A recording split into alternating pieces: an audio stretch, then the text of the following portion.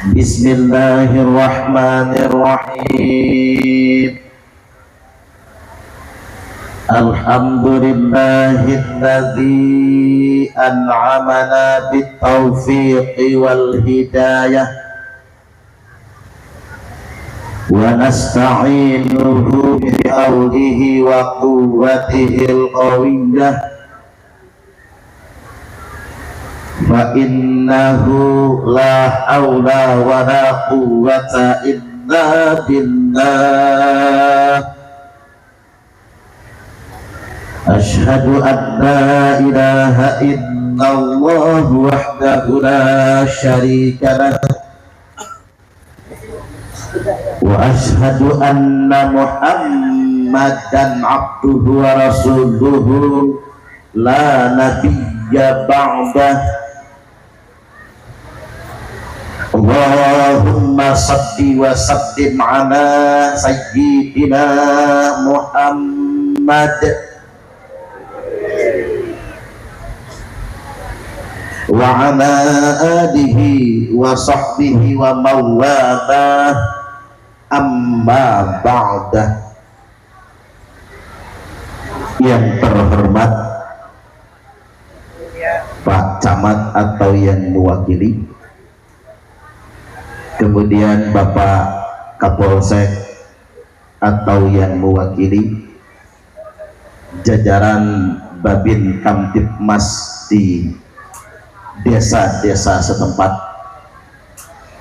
selanjutnya Bapak Kepala Desa yang ganteng, yang manis, senyumnya yang buat manis. Senyum Pak Kades ini senyum idola para janda.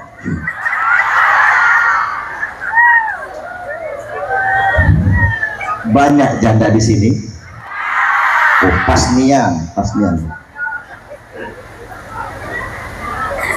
Selanjutnya yang kami hormati dan yang kami ta'zimi, Ketua Dewan Tanfiziah PCNU Kabupaten Musirawas,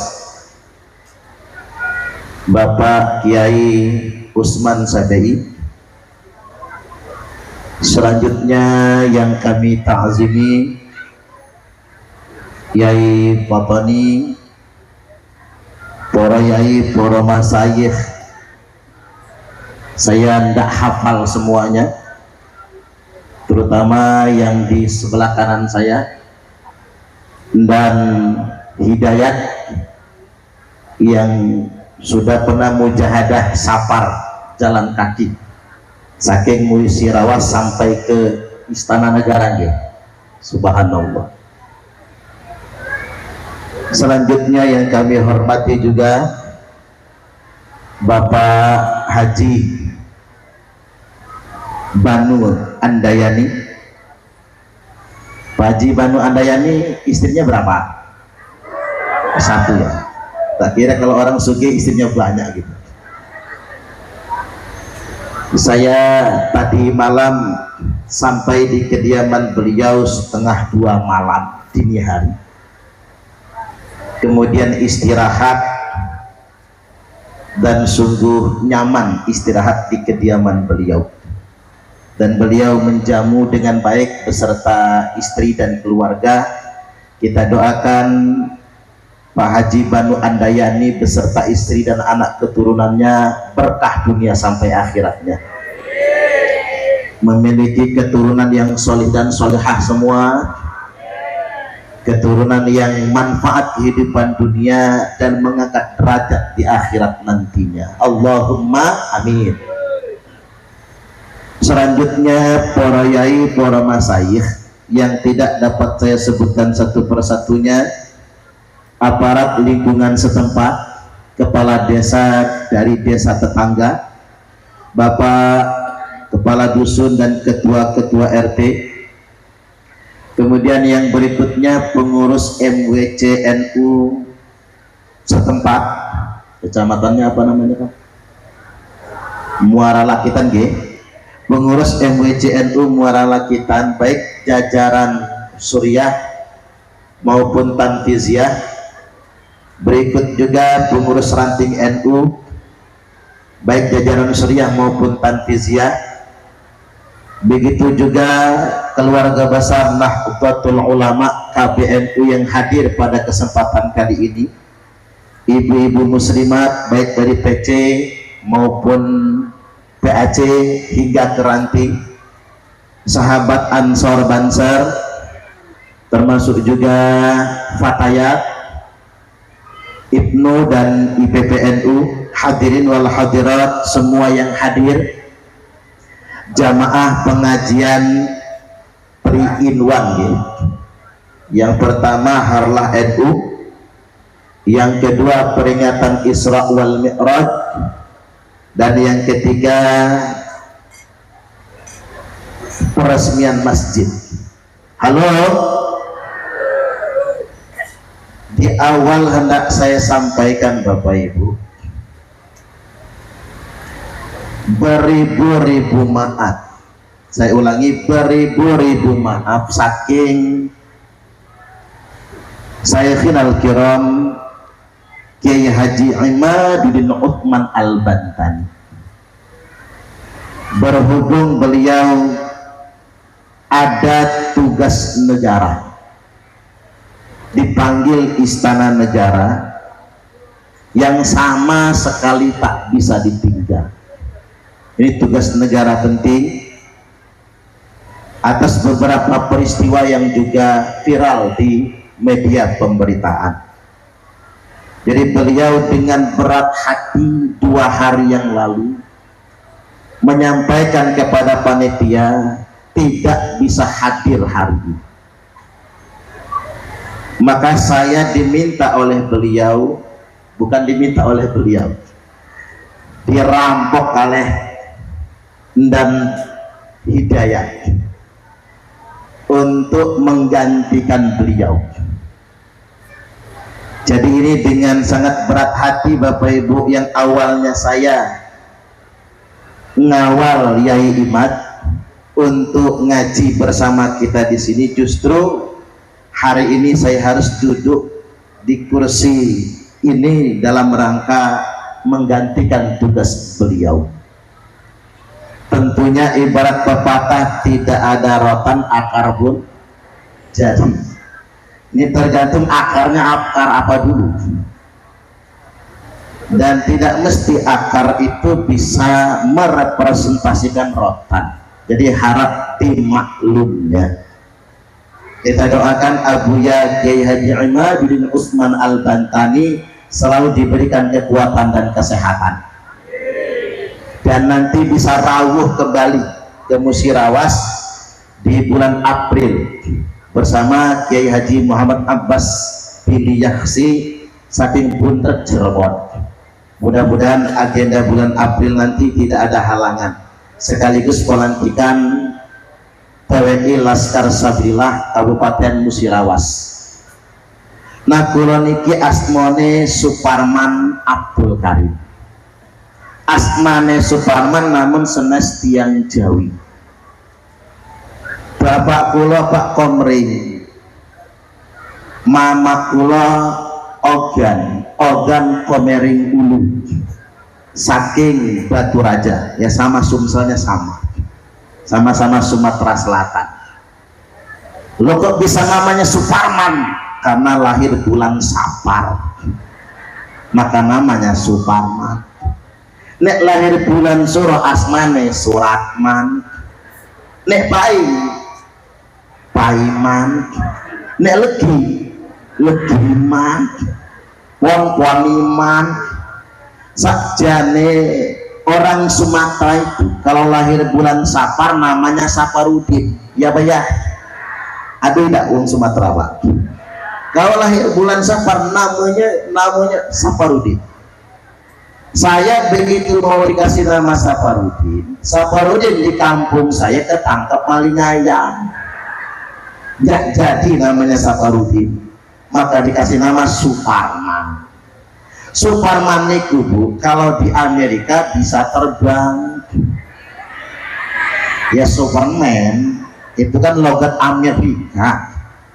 Cuman apa bedanya Suparman kali Superman? Kalau Superman celananya di luar, tapi kalau Superman celananya nyumput di dalam. Itulah perbedaannya. Saya tinggal di Bandar Lampung, ibu kota provinsi Lampung. Pesantren kita namanya Ma'had Rahmatil Ummah As-Salafiyah An-Nahdiyah. Konsentrasinya salafiyah kitabiah, ngaji kitab, ngaji alat, dan hifzul Quran atau tahfizul Quran. Dengan sanad Qurannya langsung dari Madrasatul Quran Tebuireng Jombang. Selanjutnya kula dan NU 2 periode ketua lembaga dakwah Nahdlatul Ulama LDNU PWNU Provinsi Lampung, dan saat ini kula masuk dalam formatur pembentukan Idarah Wusta Jatman Provinsi Lampung. Kalau istri baru 1, anak baru 2. Ini bagusnya nambah istri apa nambah anak bagusnya? Yang di sana nambah anak, di sini nambah istri. Saya bingung mau ikut saran yang mana. Mudah-mudahan sekali lagi Bapak Ibu segala urusan kita lancar. Mudah-mudahan walaupun sebagai pengganti pada kesempatan kali ini panjenengan tidak kecewa, kemudian dan Hidayat juga tidak kecewa, PJNU juga tidak kecewa, Pak Haji Banu Andayani juga tidak kecewa, kita semua tidak kecewa. Mari kita luruskan niat datang ke sini untuk ngaji. Karena mengapa nyimak ngaji ini pahalanya lebih baik daripada 1000 rakaat sholat sunnah. Sedangkan ini di bulan Sya'ban, man jaa'a bil hasanati falahu asyru amthaliha. Barang siapa yang datang mengerjakan satu kebaikan saja, maka baginya akan dibalas 10 kali ganjaran semisalnya. Wa fi Rajab bisab'in, khusus pada bulan Rajab kemarin pahalanya jadi 70 kali lipatnya. Wa fi Sya'ban bisab'imi'ah, sekarang bulan Sya'ban, bulan Ruah, pahalanya menjadi 700 kali lipat. Halo, 700 kali 1000 berapa? Berapa Bu? Oh, 7000. 700.000 nggih. Berarti ngaji kita sekarang mendengarkan Pak Parman ceramah pahalanya lebih baik daripada 700.000 rakaat sholat sunnah. Semoga kita semua mendapatkannya. Nyambung nggak nyambung, mudeng ora mudeng, reti ora reti. Masuk kuping kanan, 12 kuping kiri. Sampai rumah bapak-bapak nanya, mak ngaji apa tadi? Apa ya? Barangkali lupa semua dengan yang disampaikan, tapi pahalanya lebih baik daripada 700.000 rakaat sholat sunnah. Semoga kita mendapatkannya. Allahumma amin. Baiklah hadirin wal hadirat rahimakumullah. Rasulullah sallallahu alaihi wasallam telah bersabda, utitu bil buraq, pada malam itu didatangkan kepadaku buraq. Farakibtuhu hatta ataitu baital maqdis, aku numpak buraq kata Nabi sehingganya aku tiba di Baitul Maqdis. Baitul Maqdis itu di mana? Di mana, Bu? Muara Lakitan, hutan Palestina nggih. Sampai Nabi di Palestina, thumma dakhaltul masjida fa shallaitu fihi rak'atain. Aku masuk masjid kata Nabi, salat 2 rakaat. Jadi Bapak Ibu, Nabi itu Isra dari masjid ke masjid, minal masjid ilal masjid, dari masjid ke masjid. Nabi masuk masjid salat 2 rakaat, kemudian aku keluar, kata Nabi, faja'ani Jibril, kemudian mendatangi aku malaikat Jibril. Jadi ceritanya Nabi sampai ke masjid salat 2 rakaat, salatnya sendirian Pak. Begitu Nabi salam, ternyata di belakang penuh makmum, malaikat menemani Nabi sholat. Ini di masjid kita kalau subuh penuh Pak, penuh sama nyamuknya mubeng kemana-mana. Kadang-kadang kita juga heran Bapak Ibu, dia yang azan, dia yang qomat, dia yang imam, dia juga makmumnya top dewean kiambahan. Makanya ada cerita Pak, Mbah Slamet muadzin kampung, enten Mbah Slamet? Mbah Slamet muadzin kampung, azan jam 11 malam. Ribut orang kampung, Mbah Slamet wis edan. Mosok jam 11 malam edan. Mbah Slamet diteriakan, "Bah! Sampean wis edan yo. Ini kan jam 11 malam kok sampean edan?" Kata Mbah Slamet, mau pas isaan sudah tak azani, sampean gak ada yang datang. Ini jam 11 malam diazani kok podo ngumpul. Niki sing edan sampean nopo kula. Usul Pak kali muadzin masjid ini kan peresmian masjid di kita. Kalau masjidnya sepi azan jam 12 malam, paling Pak RT datang bawa pentungan. Kadang-kadang ngapunten nggih, yang pinter-pinter gak pernah nongol ke masjid, ya Pak ya. Ya ke masjid yang geblek-geblek. Maka pasukan terpaksa Mbah Slamet lagi yang jadi imam, karena ustadznya gak ada yang nongol ke masjid. Dorong-dorongan, kata makmum, Mbah sampean sing imam Mbah. Kata Mbah Slamet, aku nggak apal kunut. Udah nggak kunutan nggak apa-apa, yang penting subuhan. Oke, kata Mbah Slamet. Langsung masuk pengimaman Mbah. Rakaat pertama lancar, bacaan Fatihah kali kulhu al-ikhlas. Begitu masuk rakaat yang kedua, biar Fatihah Mbah Slamet meneng, nggak baca suratan Mbah. Makmum di belakang ngasih kode. Mbah Slamet siap menang. Tambah rame yang aham-aham, Mbah Slamet noleh ke belakang. Kata Mbah Slamet, boleh baca kulhu lagi enggak? Boleh Mbah, kata makmum. Niki imame geblek, makmume tambah geblek. Karena yang pintar-pintar nggak nongol ke masjid. Boleh kita bikin masjid megah, tapi makmurkan masjid, itu yang terpenting. Bangunnya gampang, memakmurkannya yang jadi tantangan. Walaupun saya sumbang saran kepada masyarakat sekitar, masjidnya sudah bagus, nggak perlu lagi dibongkar pasang.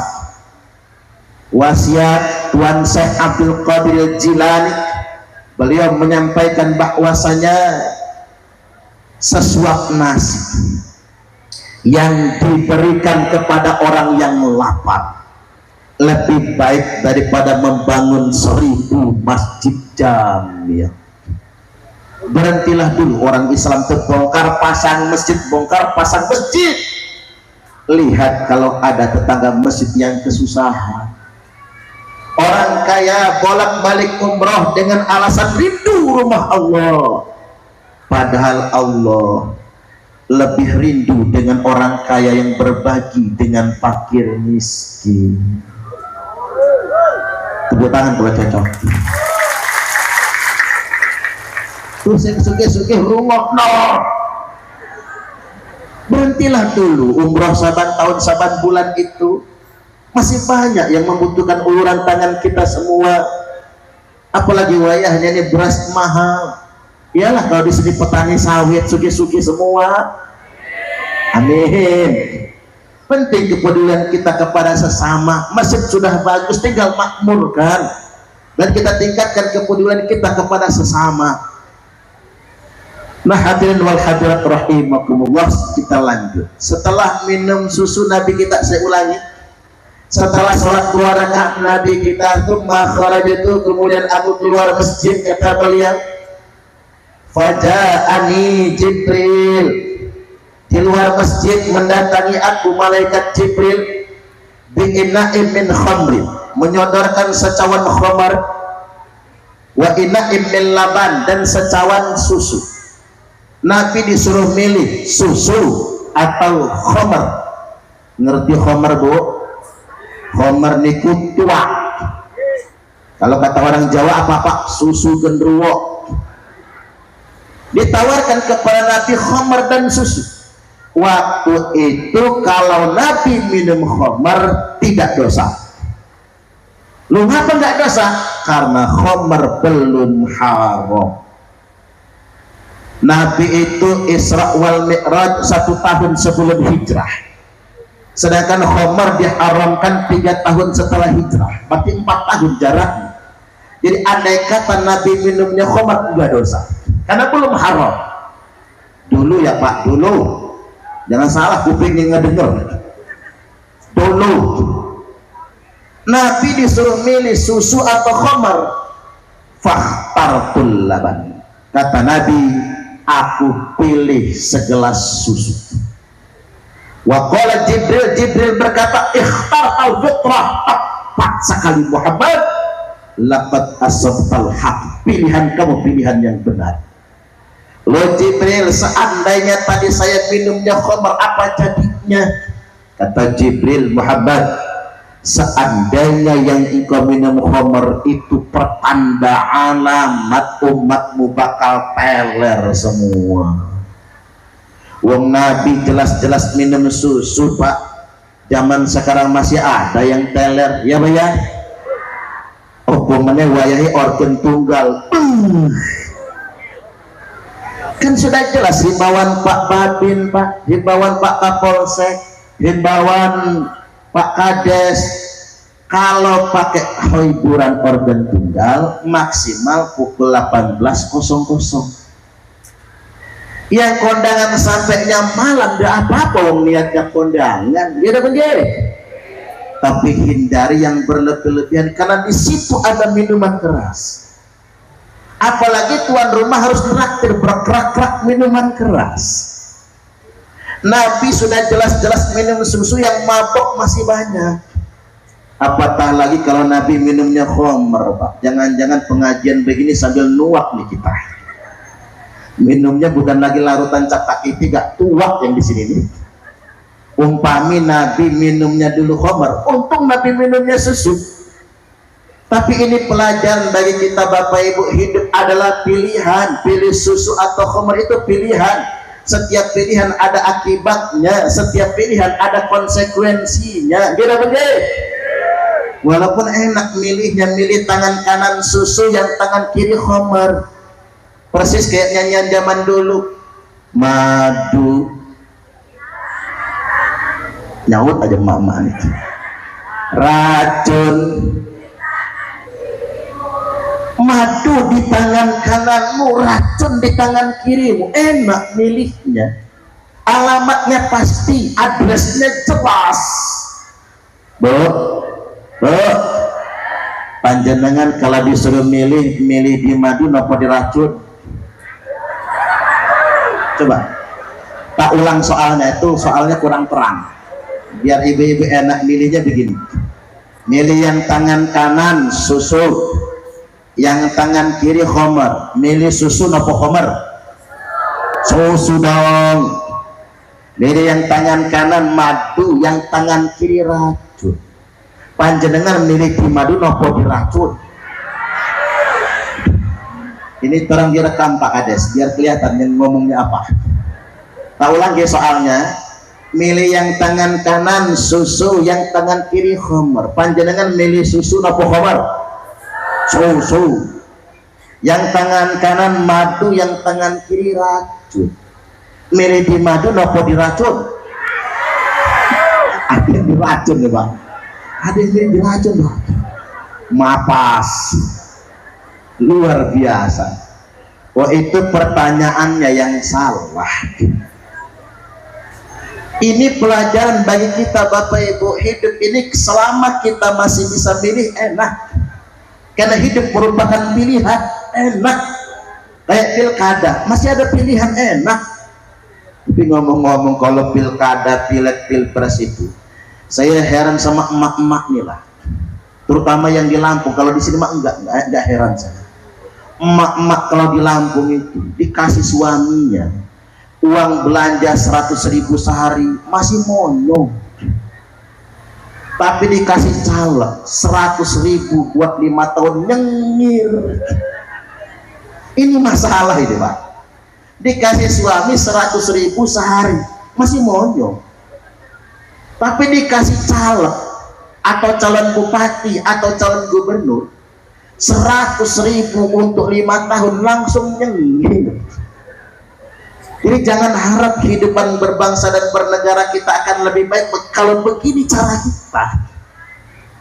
Jadi balik lagi, selama kita masih bisa milih enak, tapi ingat setiap pilihan pasti ada konsekuensinya.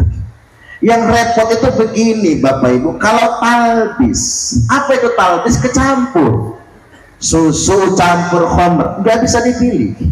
Madu campur racun, ibarat air campur bensin.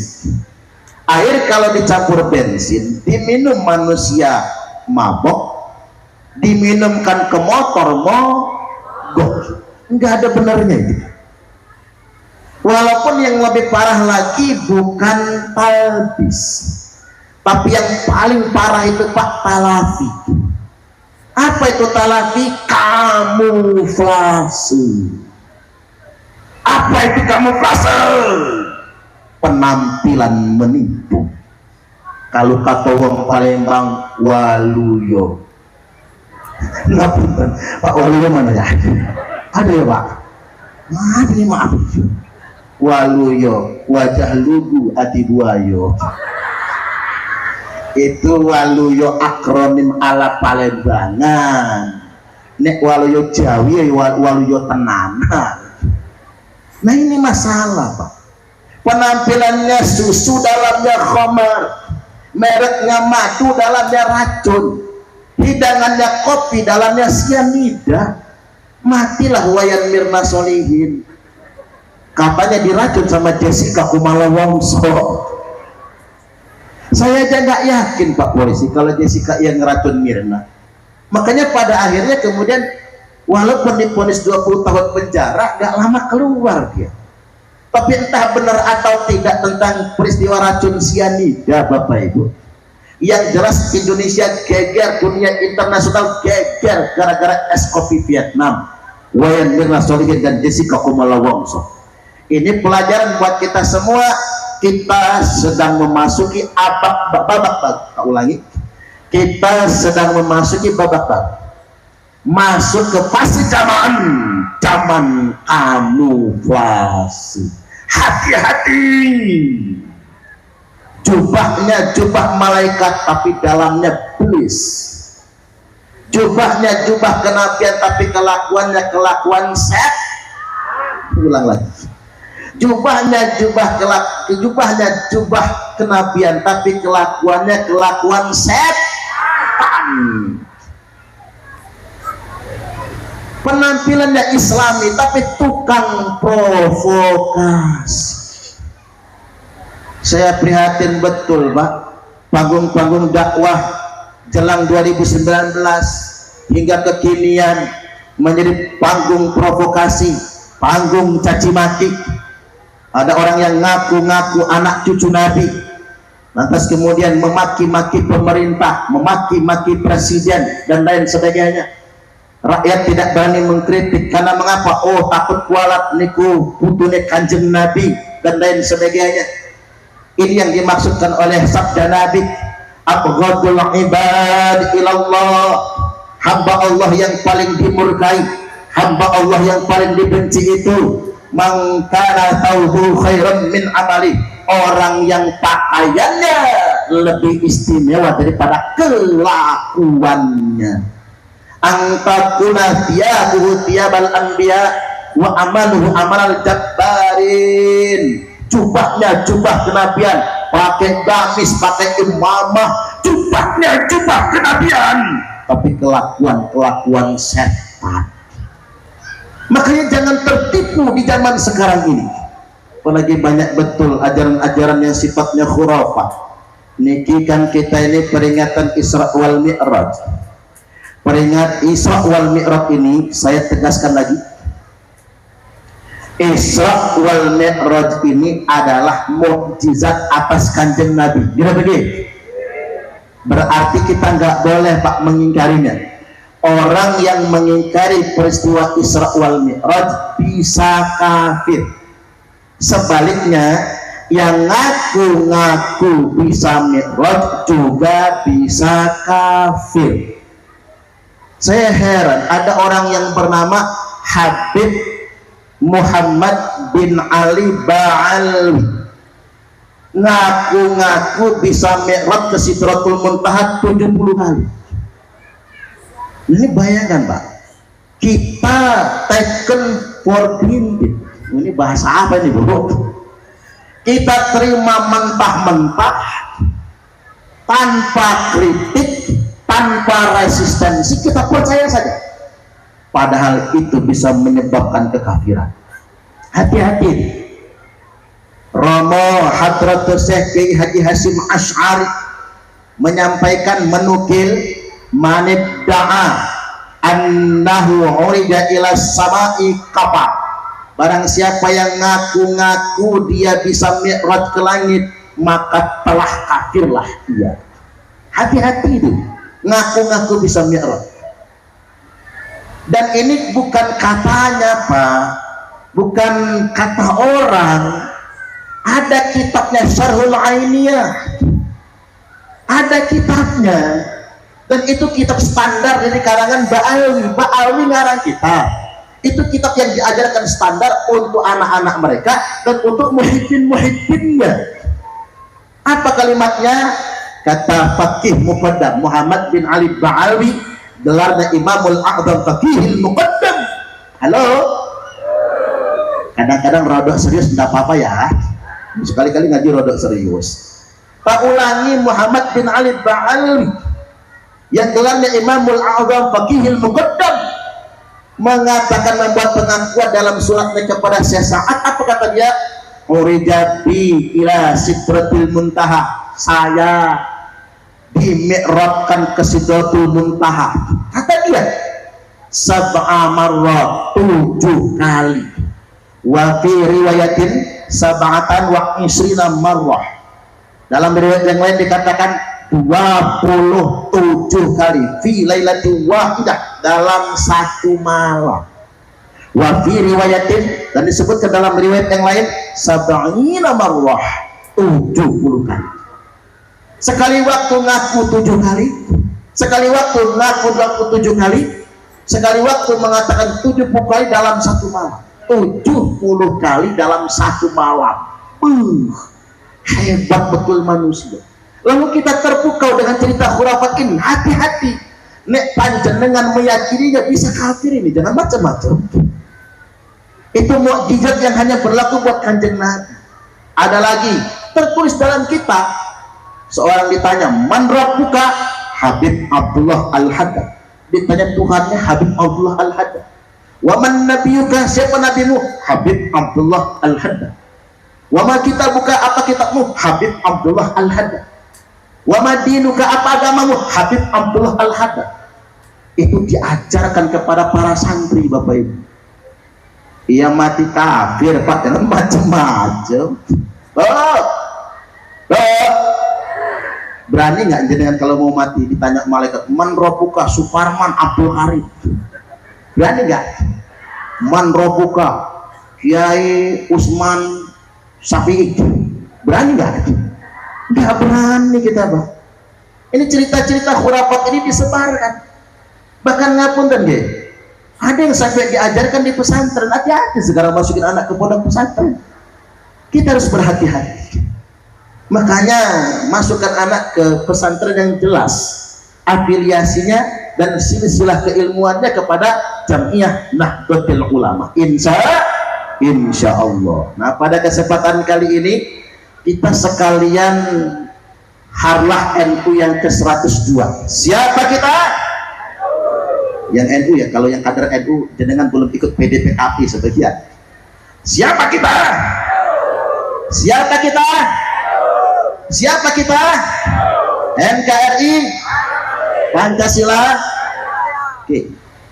NU ini lahir pada tanggal 16 Rajab tahun 1344 Hijriah. Artinya usia Jam'iyah Nahdlatul Ulama hari ini sudah 102 tahun berdasarkan kalender Qamariyah.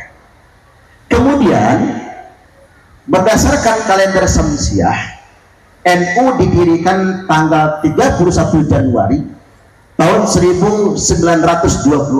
Berarti usia Jam'iyah Nahdlatul Ulama berdasarkan kalender Syamsiah 99 tahun. Nanti 31 Januari 2026 genap 100 tahun berdasarkan kalender Syamsiah. Mengapa kita mesti ber-NU? Soalnya begini Bapak Ibu. Umar ibn Khattab radhiyallahu an berkata, la islama illa bi jama'ah wala jama'ata illa bi imarah wala imarata illa bi ta'ah. Tidak ada Islam kecuali dengan negara, tidak ada negara kecuali adanya pemerintahan, dan tidak adanya pemerintahan kecuali untuk ditaati oleh rakyatnya. Halo, ini apa kalimat Umar ini sering dipakai kelompok NII, kelompok teroris bercita-cita mendirikan negara Islam. Padahal itu bukan maksudnya. Maksudnya apa? Nilai tertinggi dalam kehidupan kita ini sebagai syariat dalam hidup adalah al-Islam. Maka la islama illa bi jamaah. Islam ini akan terselenggara dengan baik dengan cara mengorganisir al-jamaah. Apa itu al-jamaah? Al-jamaah itu Bapak Ibu institusi. Tak ulangi nggih. Al-jamaah niku institusi yang disepakati oleh semua tokoh-tokoh bangsa untuk bersepakat mendirikan sebuah institusi dan tidak ada perselisihan. Itulah negara. Dalam konteks kita, negara Kesatuan Republik Indonesia. Al-jamaah niku Pak bukan NU. NU itu firqah. NU firqah, Muhammadiyah firqah, MUI firqah. Maka saya sampaikan kepada kader-kader Nahdiyin hari ini, NU tidak boleh merasa ada di atas negara. Halo, harus paham ya. NU nggak boleh merasa ada di atas negara, apalagi NU membentur negara, nggak boleh sama sekali. Apalagi NU melawan pemerintah yang sah, nggak boleh sama sekali. Tapi NU itu posisinya pilar NKRI, pilarnya negara. Karena begini Bapak Ibu, nanti di akhir zaman banyak sekali firqah-firqah. Hanya ada satu firqatun najiyah, hanya ada satu firqah yang bakal selamat. Apa itu firqatun najiyah? Wahyal jamaah, yakni al jamaah. Maka ngapunten, orang mendirikan Islam jamaah ngaku-ngaku kelompok paling selamat. Bukan itu Islam jamaah. Yang dimaksudkan al jamaah di sini adalah setia kepada negara. Itulah mengapa saya kula kalih panjenengan sedaya milih berjamiyahnya kepada Nahdlatul Ulama. Apa alasan kita kok bergabungnya sama NU? Alasan yang pertama, karena NU menjaga negara, NU pilar NKRI. Tepuk tangan. Ini alasannya. Seandainya NU ini melawan negara, saya keluar dari NU. Seandainya NU ini melawan pemerintah yang sah, saya nggak mau ber-NU karena melanggar syariat. Tapi NU, Bapak Ibu, organisasi yang sudah sangat terbukti setia NKRI. Jumlah warga Nahdien hari ini 170 juta jiwa. Kalau nggak ada NU, miring negara Bapak. Mengapa negara ini aman? Karena ada NU. Makanya orang kalau ingin merusak negara, kita rusak dulu NU-nya. Karena NU pilar. Kalau ingin merobohkan NKRI, patahkan dulu NU-nya. Maka kita ini KBNU, banom-banom NU, menjaga NU ini sama saja dengan menjaga NKRI. Makanya kita harus koheren Pak dengan NU dan pengurus NU. Tapi ngapunten lagi buat semua pengurus NU, tapi bukan Pak Yai Usman, bukan ya. Kadang kita ini diperintah untuk koheren, kita diperintah untuk koheren, tapi kita sebagai pengurus NU tidak inheren. Oh, ini bahasanya terlalu keren ini ya, nggak apa-apa. Ini yang nonton juga orang Jakarta nantinya, nanti saya sederhanakan. Tak ulang ya. Kita ini kader-kader NU yang ngurus-ngurus NU di bawah ini diperintah wajib koheren, wajib sejalan dan satu komando dengan pimpinan. Tapi mbok yau pimpinan juga mestinya inheren, terikat secara nilai dengan keteladanan Mbah Yai Hasyim Asy'ari. Jangan sampai kita ini dipaksa koheren, tapi kelakuan pimpinan nggak cocok, malah bertolak belakang dengan akhlaknya Mbah Yai Hasyim Asy'ari. Makan hati Bapak Ibu, gak ada begitu. Istri mah bisa aja berbakti sama suami, suami juga harus tanggung jawab, tapi gak ada begitu. Udah suaminya hidung belang mata keranjang, mana hidungnya belang, matanya keranjangan, bajingan tengik juga, saking tengiknya nggak enak lagi dimakan, mau dibuang saya nggak dibuang, menyakitkan. Bahwa kalau punya laki model kayak gitu, jenengan berbakti sakit nggak Bu? Oh, sakitnya tuh di sini, di dalam hatiku. Persis Pak, kita ngurus NU. Makanya struktural Nahdlatul Ulama harus inheren dengan nilai-nilai perjuangan dari Mbah Yai Hasyim Asy'ari. Ngapunten nih, soalnya begini Pak Polisi, katanya polisi tenanan niku kompol ke bawah Pak. Tapi kalau sudah AKBP ke atas, itu jabatan politik itu. NU itu yang masih ikhlas banget niku MWC ke bawah. Pak Yai Usman takut dipecat soalnya ya. MWC ke bawah, tapi kalau sudah PC ke atas politis Bapak Ibu, ya penjat. Coba sekarang orang NU ini, buat semua orang NU lah, bukan yang di Musyawarah, semua sak Indonesia raya tercinta. Orang kalau sudah jadi ketua PCNU Bapak Ibu udah mikir mau nyalon bupati, mau nyalon wali kota. Kalau sudah PWNU yang dipikir apa? Nyalon gubernur. Nggak jadi calon, nggak jadi caleg, apa yang dilakukan kemudian? Jadi tim sukses. Begitu jadi tim sukses dapat duit 500 miliar di kantongnya dewe. Masalah ini Pak, masalah. Ini bukan di Musyawarah, di sono. Kalau saya mengerti di Sumatera Selatan.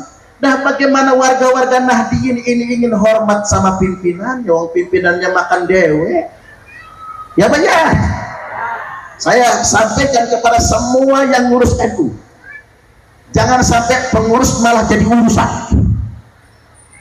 Kalau sampean hanya memanfaatkan NU untuk cari hidup, sampean memanfaatkan NU untuk jadi menteri, sampean sedroyo gabung di NU karena pengen nyalon ini nyalon itu, karena ingin mendapatkan privilege. Ingat, NU ini organisasi terbesar, jadi privilege-nya luar biasa.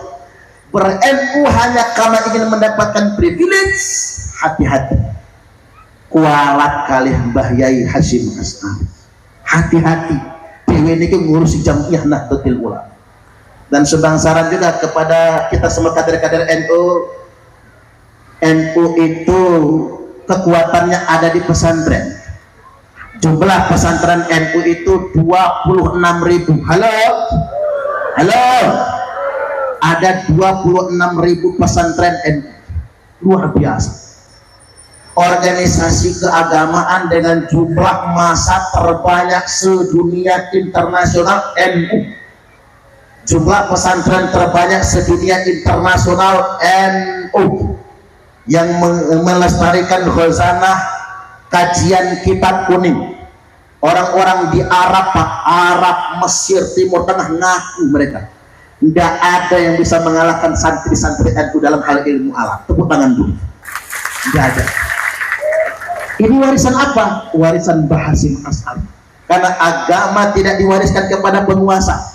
Makanya jangan teman-teman amat ngejar kekuasaan itu, apalagi sampai menghalalkan segala cara. Agama tidak dititipkan kepada orang kaya.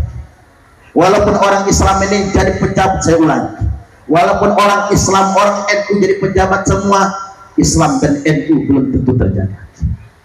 Walaupun orang Islam, orang NU ini sugih semua, Islam dan NU belum tentu terjaga. Tapi kalau orang Islam dan orang NU berilmu, alim Bapak Ibu, maka Islam dan NU pasti akan terus terjaga. Wa annal ulama'a warathatul anbiya, karena sesungguhnya ulama pewaris para nabi. Islam bukan agama kekuasaan, bukan juga agama komersil, tapi Islam adalah agama ilmu. Makanya panjenengan sedoyo yang nitipkan anak ke pondok pesantren, termasuk orang yang sedang berjuang menjaga agama, menjaga Islam, dan menjaga Jam'iyah Nahdlatul Ulama. Mudah-mudahan kita senantiasa terjaga. Allahumma amin, amin ya rabbal alamin. Lanjut. Selesai minum susu Nabi kita, thumma urija bina ila sama'id dunya, kemudian kami naik, kata Nabi, ke langit dunia. Fastaftah Jibril minta dibukakan pintu. Fafutih alana fa'idha anabi Adam alaihi salam farhaba bi wa da'andi bi khair. Dibukakan pintu langit yang pertama, Jibril minta dibukakan pintu. Begitu dibukakan, aku berjumpa dengan Nabi Adam. Kata Nabi, Adam menyambut aku dan mendoakan aku dengan kebaikan-kebaikan. Di sebelah kanan Nabi Adam banyak bayangan, begitu pun di kirinya. Man haula ya Jibril, mereka itu siapa ya Jibril? Kata Jibril, Muhammad. Yang sebelah kanan Nabi Adam itu arwah anak cucu Adam yang bakal masuk surga. Semoga kita termasuk di antaranya, amin. Yang sebelah kiri Jibril, yang sebelah kiri itu arwah anak cucu Adam yang bakal masuk neraka. Makanya ada satu sesi Bapak Ibu, ngapunten, itu kipasnya dibagi ke sini juga. Ternyata saya sudah kepanasan sekarang. Tadi kasih masuk angin. Nah, ini harus kena dikit-dikit. Muter begitu lagi. Halo, lanjutkan. Tanggung jauh-jauh dari Lampung. Yang berikutnya Bapak Ibu, saya ulangi sekali lagi. Dalam proses peristiwa Mi'raj, Nabi diajak kunjung ke surga, diajak kunjung ke neraka. At-tala'tu fil jannati fara'aitu aktsara ahlihal fuqara. Aku kunjung ke surga, kata Nabi, aku lihat di dalam surga itu kebanyakan penghuninya orang fakir, orang miskin, orang melarat. Makanya jenengan yang melarat-melarat, rumah gede, kribik, itu aja bocor. Orang melarat masuk surganya 2 kalau sholat, tapi kalau nggak sholat 12 ke neraka malah. Cuman begini Bapak Ibu, saya tanya jenengan kalau suruh milih sugih nopo melarat, milih kaya apa miskin? Ya kaya lah. Cuman Nabi Pak yang doa minta miskin, kalau kita mah enggak. Kita mah pengen hidupnya sugih. Cuman saya ingin sampaikan kalian jenengan, kalau urusan kaya miskin itu bagian, Kalau urusan jumlah harta itu bagian masing-masing orang nggak sama, tapi yang terpenting dalam hidup ini jangan bermental miskin. Karena kaya itu bukan soal harta, tapi kaya itu soal rasa. Betapa banyak orang yang katanya kaya harta tapi miskin rasa. Tidak sedikit orang yang kelihatan miskin harta tapi kaya rasa. Mudah-mudahan kita kaya harta lan kaya rasa. Halo. Ciri orang yang bermental kaya, ingat, jangan bermental miskin, tapi kita wajib bermental kaya. Ciri orang bermental kaya, satu, tidak pernah terobsesi dengan punya orang. Halo, hidup paling sengsara itu Bapak Ibu kalau mengenin punya tetangga. Laki-laki yang paling sengsara itu kalau bapak-bapak kepengen sama bini tetangga. Ya Pak ya, rumput tetangga lebih hijau. Ingat bapak-bapak, laki-laki yang rajin mencium istrinya relatif lebih panjang umur jika dibandingkan dengan laki-laki yang mencium istri tetangganya. Ya iyalah,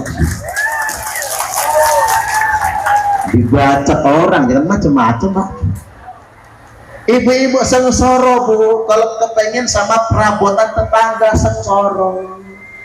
Apalagi campur panas-panasan, Pak tonggone ganti mobil, Bapak kapan panas? Pak tonggone ganti motor, Bapak kapan? Pak tonggone ganti istri, Bapak kapan? Tetangga beli mobil menggigit, tetangga beli motor gemeter, tetangga beli kulkas panas, tetangga beli jarak mencret. Susah Bapak Ibu. Makanya orang kaya nggak kepengen sama punya orang, syukur yang punyanya dewe. Satu ya. Dua, ciri orang yang bermental kaya itu tidak flexing. Apa itu flexing? Tidak pamer. Sugih ya sugih awakmu dewe, tapi yo jangan pamer. Ya Pak ya. Ada artis Pak beli tas harganya 1 miliar, isi tasnya cuma minyak telur, paling banter iPhone dalam tasnya. Ada artis beli betak, tahu betak nggak Bu? Bak mandi harganya 3 miliar. Ya buat apalah cuman bak mandi aja 3 miliar, kita mah tinggal berangkat ke pasar 200.000 dapat gede banget, mereknya anti pecah. Ya cukup kan. Cuman soalnya memang begini, duit dia, yang sugih juga dia, mau beli apa saja ya terserah dia. Cuman Mbok Yau jangan pamer.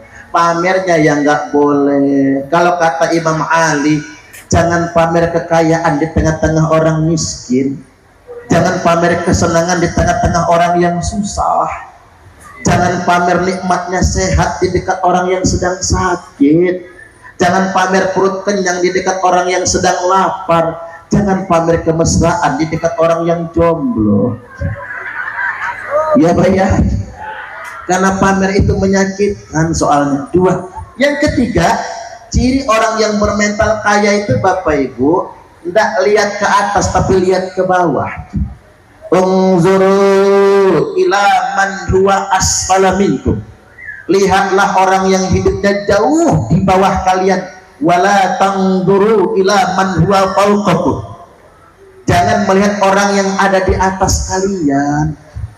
Sengsara hidup, apalagi kita ini kan masyarakat berbasis trans, sudah pernah susah gitu begitu ya. Sekarang kan Pak Banuhan Andayani lihat sugihnya kan sekarang, susahnya kan dulu masa lalu Bapak Ibu. Makanya saya ingat pesan ibu saya, cuman ibu saya nggak bisa bahasa Indonesia, lancarnya malah bahasa Inggris ibu saya itu. Kata ibu saya, Pak, halah kinai aban di pucuk, tundoi saja bayi keting. Ini kita terjemahkan dulu ya. Ini bahasa Inggris Kingston. King itu raja, stone itu batu raja. Halah kinai aban di pucuk, Jangan lihat awan di atas, jangan ngedongak kalau hidup. Tundai saja baik keting, lihat jempol kaki, ingat asal nah. Ame dihisarelah lama dihisare, ame dihisusah miskin lah lama dihisusah. Nek diwe melarat na wis ket biyen yo melarat na, nggak tumben jadi orang melarat. Kalau kita susah nak, dari dulu kita memang susah, gak heran jadi orang susah. Jangan lihat ke atas, syukur yang punya kita. Subhanallah, itu pesan luar biasa. Hidup tidak akan kesusu kita Bapak Ibu kalau begitu caranya. Yang keempat, ciri orang bermental kaya itu tidak pernah berharap subsidi. Ini Pak Kades senang banget kalau bab satu ini, yakin saya. Tidak pernah berharap subsidi. Orang Indonesia ini ada Bapak Ibu, rumahnya sudah gedong, lantainya sudah keramik, tapi masih nerima PKH. Ya bayar, minta subsidi. Mukanya glowing skincare, bawa pakai baju matching, kalau kondangan bawa tasnya di begini, 5 jari dipasangin cincin semua, digoyang-goyangin, dibilang melarat, marah, nggak dapat BLT, nggak dapat bansos, ngamuk. Ini di sana, kalau di sini pusatnya mental subsidi. Kita itu nggak urung dapat rezeki dari Gusti Allah, walaupun kita nggak dapat BLT, nggak dapat bantuan pemerintah. Gila bangge. Yang ngasih rezeki itu pemerintah apa Allah? Allah kan, bukan pemerintah. Pemerintah mah paling banter sedikit korupsi malahan. Korupsi 300 triliun hampir muis. Penjara 6,5 tahun cuman Pak. Ini masalah di kita Bapak Ibu. Jangan bermental subsidi. Yang lebih baik tangan di atas lebih baik daripada tangan di bawah. Wa talaqtu fin nari fara'aitu aktsara ahlihan nisa. Tapi sayang kata Nabi, aku kunjung ke neraka. Aku lihat di neraka istrinya rata-rata kaum wanita. Halo. Cuman kalau ngeliat rai-rai emak-emak ini kayaknya bakal masuk surga semua lah ya. Kayaknya Bu, kayaknya. Sepertinya. Ya amin, tidak apa-apa, bagus. Pastinya hanya Gusti Allah yang tahu. Cuman saya yakin ibu-ibu bakal masuk surga semua. Tapi walaupun saya yakin, panjenengan harus tahu apa sebab perempuan masuk neraka. Ada 3 sebab yang menyebabkan perempuan paling cepat masuk neraka. Pengen tahu tidak? Pengen tahu aja apa tahu banget? Tahu banget ya? 1, karena melawan suami.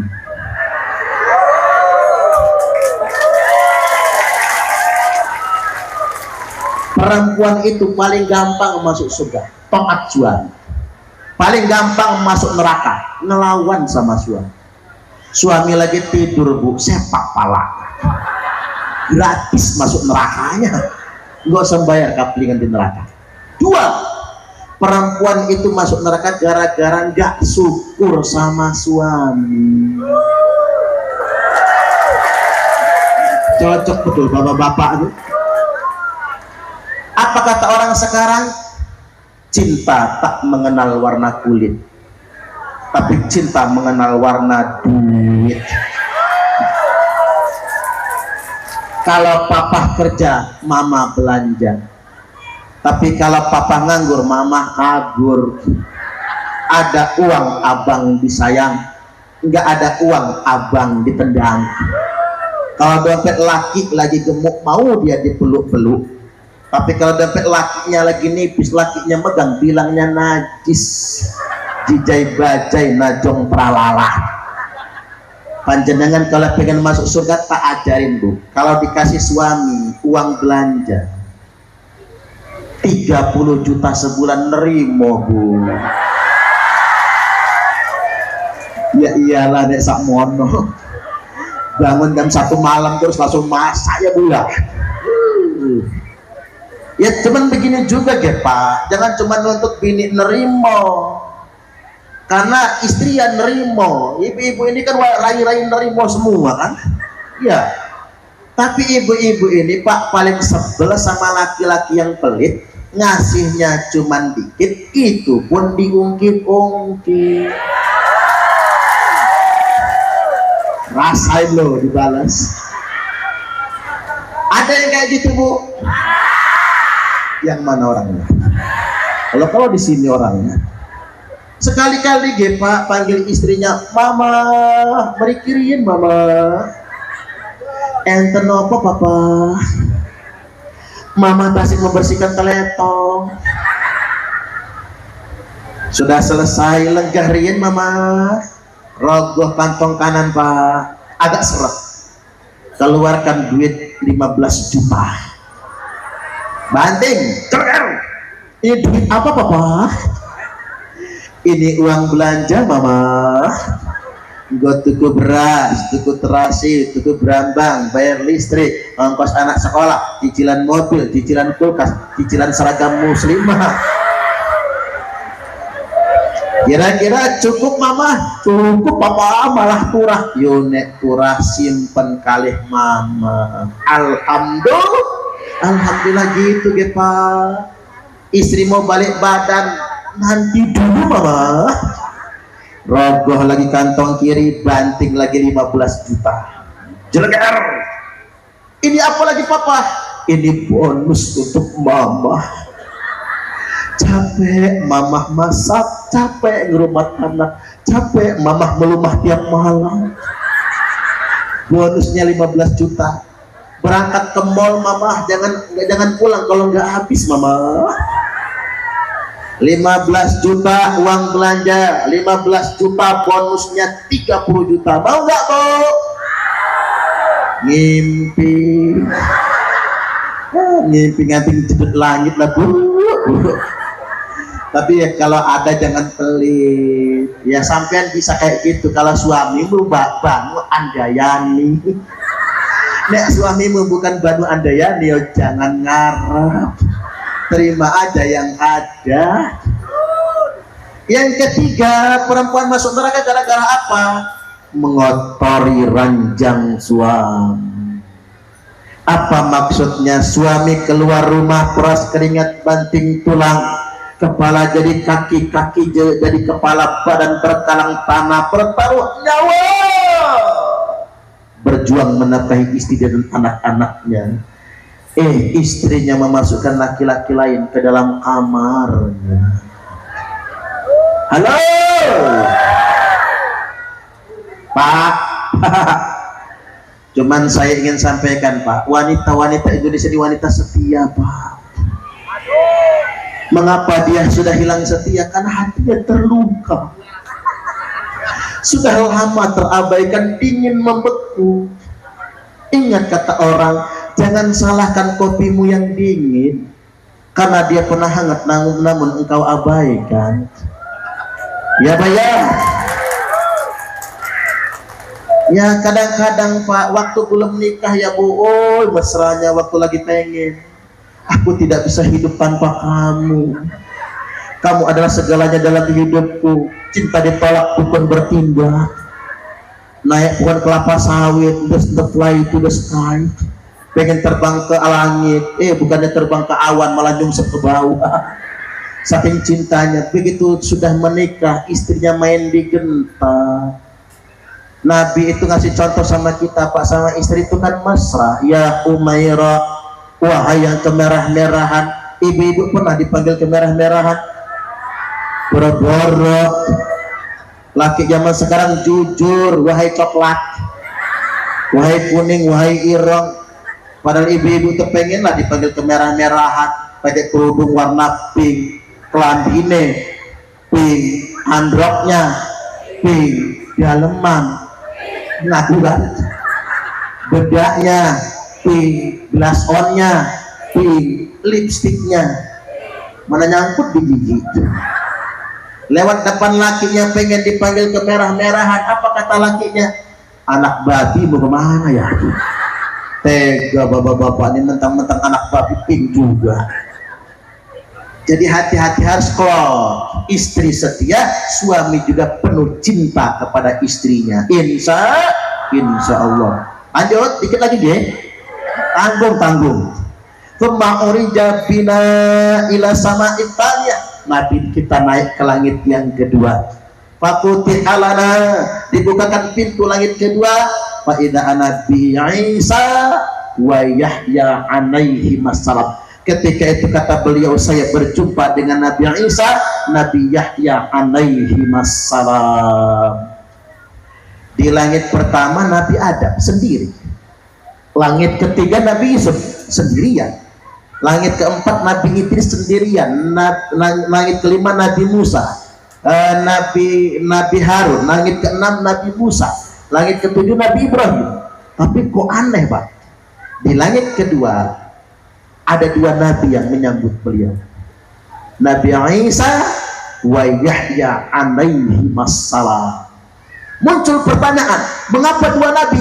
Karena yang satu akan turun ke bumi lagi, yakni Nabi Isa alaihi salam alias Yesus alaihi salam akan turun ke bumi, kemudian akan memimpin pasukan Pak bersama Imam Mahdi mengalahkan Dajjal dan Israel sekarang.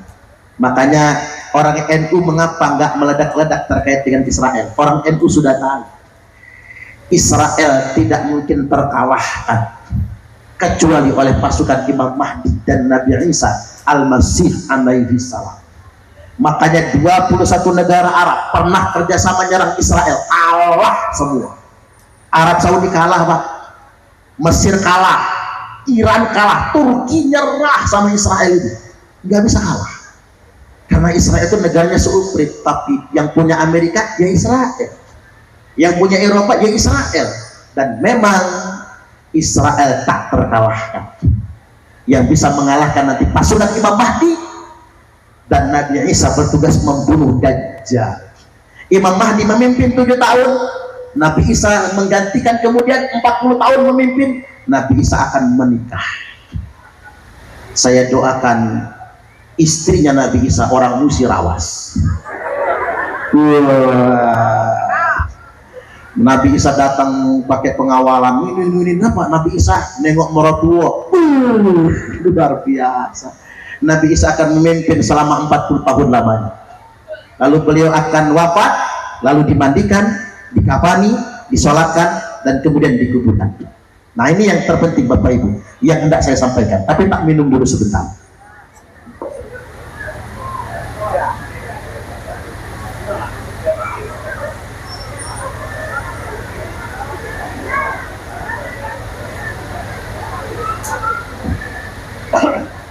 Masih sabar ya? Ini yang terpenting. Sebelum Nabi Isa Al-Masih alaihi salam turun dan membunuh Dajjal, akan didahului dengan peristiwa lahirnya Imam Mahdi. Nabi Isa turun kalau Imam Mahdi lahir. Dari lahir Imam Mahdi ini akan nunggu besar dulu. Dia bermukim di Madinah. Jadi kalau Imam Mahdinya itu di Musirawas, rumahnya pinggir kebun sawit, bukannya. Pastinya di Madinah Pak, dekat kebun kurma adanya. Jadi di Madinah, lalu keluar dari Madinah ke Ka'bah Baitullah, lalu mengalahkan Raja Arab. Ini Raja Arab ditundukkan dulu. Lalu beliau akan memimpin pasukan umat Islam setelah dibaiat oleh seluruh umat Islam di dunia internasional. Nah Bapak Ibu, siapa itu Imam Mahdi? Al-Mahdiyu minna ahlal bait. Imam Mahdi itu kata Nabi keturunanku, darah daging kami, kata Nabi. Dia merupakan ahlal bait. Al-Mahdiyu min itsrati. Imam Mahdi itu keturunanku, terahku, kata Nabi. min waladi Fatimah, keturunannya Sayyidah Fatimah, antara dari keturunan Imam Hasan atau Imam Husain.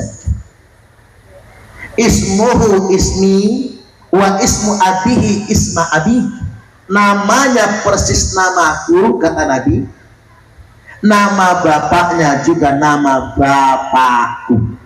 Berarti nama Imam Mahdi itu Muhammad bin Abdullah. Dan tanda-tanda akhir zaman sebelum Imam Mahdi muncul, halo, tanda-tanda akhir zaman sebelum Imam Mahdi muncul akan didahului ada sekelompok orang ngaku-ngaku anak putune Kanjeng Nabi. Sudah ada nggak sejaman sekarang yang ngaku-ngaku anak cucu Nabi? Banyak yang ngaku anak cucu Nabi. Ini tanda-tanda. Tsumma fitnatu sarra. Niki hadis Sahih Bukhari Muslim Bapak Ibu. Nanti muncul fitnah di zaman kelapangan, di zaman kemerdekaan. Ya zaman sekarang ini. Dakhaluha min tahti qadama rajulin min ahli baiti. Fitnah yang keluarnya dari bawah telapak kaki laki-laki yang ngaku-ngaku anak putuku kata Nabi, ngaku-ngaku keturunanku, ngaku-ngaku habaib, ngaku-ngaku sayyid, ngaku-ngaku syarif, yaz'umu annahu minni, dia ngaku-ngaku keturunanku kata Nabi, walaysa minni, padahal dia bukan keturunan. Ini kurang apa nih Pak? Dia ngaku-ngaku keturunanku padahal dia bukan keturunanku. Wa innama awliya'iyal muttaqun, karena sesungguhnya semata-mata keturunanku hanyalah orang-orang yang bertakwa. Nah ini poin yang paling penting yang harus kita garis bawah terhadap fenomena orang-orang yang telah ngaku-ngaku sebagai anak cucu Nabi. Bahkan tadi ngaku-ngaku bisa mi'raj sampai 70 kali Bapak Ibu. Hati-hati dengan ini semua.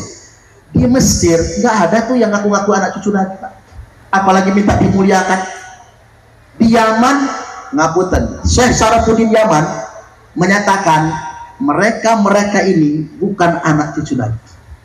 Di Yaman aja nggak laku Bapak Ibu, kecuali Hadramaut Pak. Hadramaut itu Bapak Ibu itu kota kematian itu nggak ada asal muasalnya kota suci, bukan. Ini kalau sekarang orang umroh ke Hadramaut, di Hadramaut itu Pak ada kuburan yang katanya kuburan Nabi Hud, tapi dijadikan kayak Ka'bah, ditawafi. Bahkan makam Faqih Muqaddam, orang nggak perlu naik haji ke Mekah dan ke Madinah, cukup ziarah ke makam Faqih Muqaddam, Kanjeng Nabi sudah nongkrong tiap hari di situ. Na'udzubillah. Na'udzubillah. Ini aliran macam apa ya? Ngaku-ngaku sebagai anak putune Kanjeng Nabi, padahal menurut ilmu nasab, halo, menurut ilmu nasab mereka sama sekali tidak terkonfirmasi sebagai keturunan Nabi. Saya ambil bahasa awamnya begini Bapak Ibu, para habaib di Indonesia ini yang ngaku-ngaku anak putu Kanjeng Nabi, yang dia merasa rumangsa jadi majikan, lalu kita ini jadi babunya semua Bapak Ibu, yang mereka ngancam kalau nggak dapat ridho mereka nggak dapat syafaat. Mereka ini Bapak Ibu berdasarkan ilmu nasab sudah terbukti 100% bukan keturunan Nabi. Lu apa? Karena kitab nasab tahun 345 Hijriah terakhir cuman mencatat Imam Ahmad, bukan Imam Ahmad bin Isa al-Muhajir. Saya ulangi, Ahmad bin Isa punya anak cuman 3, Muhammad, Ali, Husain, cuma 3. Dan Ahmad bin Isa itu bukan ulama Pak, makanya jangan disebut imam, dia bukan ulama. Ahmad bin Isa itu bos minyak di Basrah dan tidak pernah hijrah ke Yaman, dia tinggalnya di Basrah, anaknya cuma 3. Tiba-tiba pada tahun 895 Hijriah, itu pakai matematika, 895 Hijriah dikurang 345, total jumlahnya 550.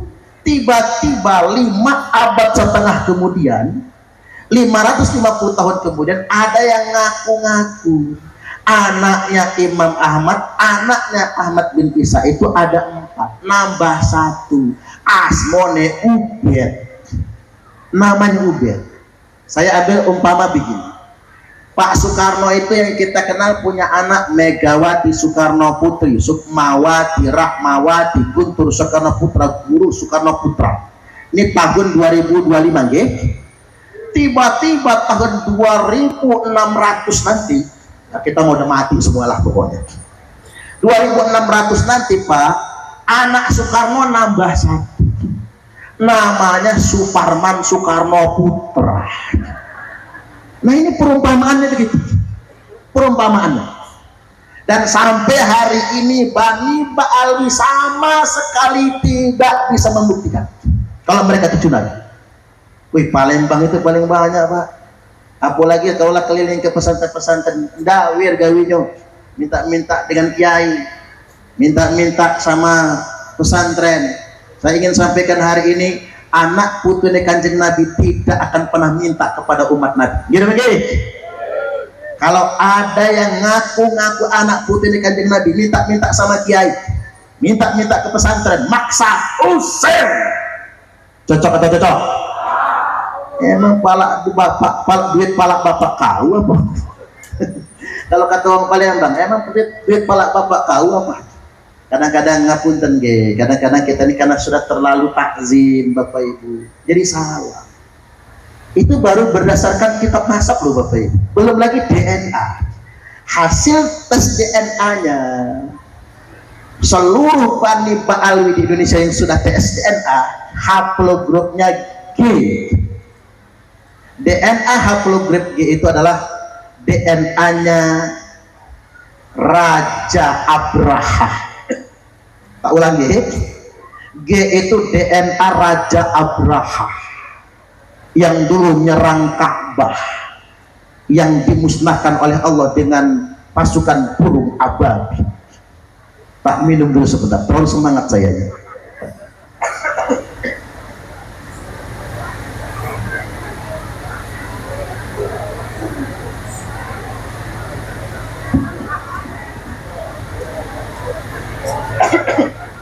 Oke, dikit lagi G. Haplogrupnya G. Dan terbaru Habib Agus bin Abu Bakar Al-Habsyi, ini yang terbaru. Sudah tes DNA dan DNA-nya G. DNA G itu Yahudi Askenazi, etnis Kaukasia, etnis asalnya bukan dari keturunan Nabi Ibrahim, tapi keturunan umat Yahudi dari etnis Kaukasia. Ya kalau sekarang mereka jadi muslim, mereka saudara kita juga. Gila bang. Jadi Habib itu Bapak Ibu saudara kita karena mereka muslim. Tapi mbok yau jangan lagi ngaku-ngaku anak cucu Nabi. Karena mengapa? Imam Malik berfatwa orang yang ngaku-ngaku anak cucu Nabi hukumannya ada 3. Ingat ini, menurut syariat Islam yang ngaku-ngaku cucu Nabi hukumannya ada 3. 1, yukrabu korban wajiyah, pukul dia dengan pukulan yang paling keras. Tapi jangan praktekin ya Pak, tangkap Pak Bahakim kita main hakim sendiri namanya. Tapi itu kalau hukum Islam. Kalau dulu kan cambuk nggak ada lagi zaman sekarang. 2, wa yusyahar bihi, viralkan. Makanya Mbah Yai Imaduddin Usman Al-Bantani, Gus Abbas buntet saking buntet Cirebon, Mbah Yai Marzuki Mustamar, Mbah Yai Profesor Dr. Said Akil Sirot, Yai sesepuhan kita Bapak Ibu yang menyiarkan kemana-mana Habib-Habib ini bukan anak cucu Nabi, itu bukan gibah, senes gibah loh Pak. Itu bukan gibah, itu tugas wa yusahar bihi, wajib memviralkan. Jadi kalau ada yang ngaku-ngaku anak cucu Nabi padahal bukan, harus kita viralkan kalau mereka bukan anak cucu Nabi. Ini tanda akhir zaman, Imam Mahdi akan segera muncul. Banyak yang ngaku-ngaku anak cucu Nabi padahal bukan. Kemudian yang berikutnya, yang ketiga, wayuh basu zamanan tawila, penjara dia dalam waktu yang cukup lama agar dia bertaubat. Makanya mudah-mudahan kita masyarakat Nahdliyin dan perjuangan Wali Songo Indonesia Laskar Sabilillah bersama KBNU mendorong agar segera dikeluarkan fatwa siapapun yang mengaku-ngaku anak cucu Nabi menggunakan pengakuan itu untuk kepentingan mengeksploitasi dan memanipulasi umat bisa dipidanakan dengan pidana penodaan agama. Cocok atau cocok? Setuju atau setuju? Tepuk tangan dulu. Tujuannya apa? Untuk dalam rangka menjaga kesucian agama kita. Dan yang ketiga, yang membuktikan mereka bukan cucu Nabi, dari segi akhlak saja mereka sangat bertentangan dengan akhlak Rasulullah Sallallahu Alaihi Wasallam. Terakhir saya bacakan sabda Nabi, ya ma'asyara Quraisy, wahai segenap kaum Quraisy, la ughni ankum minallahi syai'a. Ini kalau maknanya bahasa kita begini, saya Muhammad nggak bisa nolong kalian sedikit pun di sisi Allah. Nggak ada gunanya Muhammad di sisi Allah untuk kalian semua. Ini Nabi kalau ngomong Quraisy, Bapak Ibu ngomong suku, wong Palembang, tiang Jawi, Ulan Lepong, Jemaukaan misalnya. Saya Muhammad tidak bisa menolong kalian sedikit pun walaupun saya suku Quraisy. Kemudian yang berikutnya, ya Bani Abdi Manaf, wahai keturunan Bah Abdi Manaf, la ughni ankum minallahi syai'a. Saya Muhammad tidak bisa menolong kalian sedikit pun kalau kalian tidak bertakwa kepada Allah. Nabi ngomongin keluarga, klan, sudah keluarga. Kemudian yang berikutnya, ya Bani Abdul Muthalib, wahai keturunan Abdul Muthalib. Nabi ngomongin mbahnya, paman-pamannya, semua sepupu-sepupunya. La ughni ankum minallahi syai'a. Saya Muhammad walaupun keluarga kalian tidak bisa menolong kalian sedikit pun di sisi Allah Subhanahu wa taala. Kemudian yang berikutnya, ya Abbas, wahai Abbas, paman Nabi, la ughni anka minallahi syai'a. Saya enggak bisa nolong paman. Ya Sofia, ammata Rasulullah sallallahu alaihi wasallam, wahai Sofia, bibinya Nabi. Saya ponaanmu nggak bisa nolong bibi kalau bibi nggak bertakwa kepada Allah. Baru Nabi masuk lagi, ya Fatimah, wahai Fatimah, tidak ada keluarga Nabi yang nasabnya lebih dekat mengalahkan Fatimah. Ya Fatimah, la ughni anki minallahi syai'an.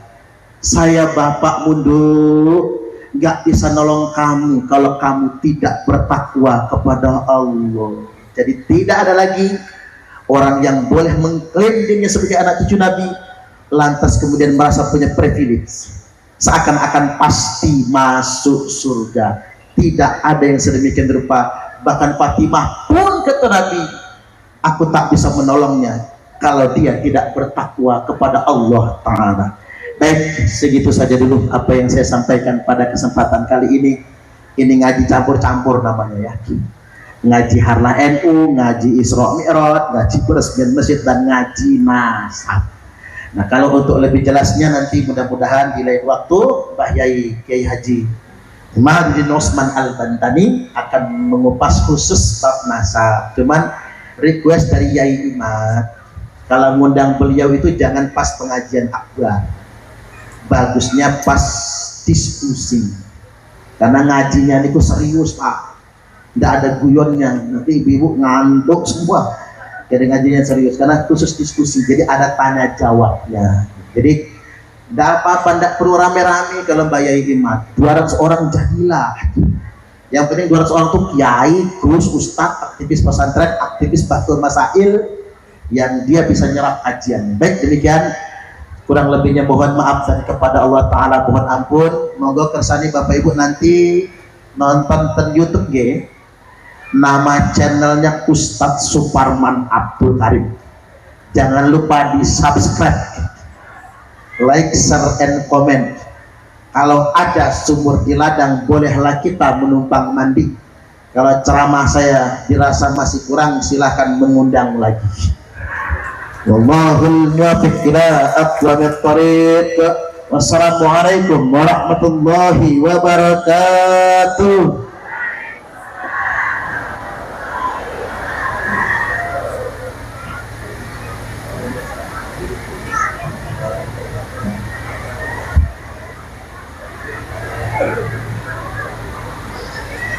Kami ucapkan terima kasih.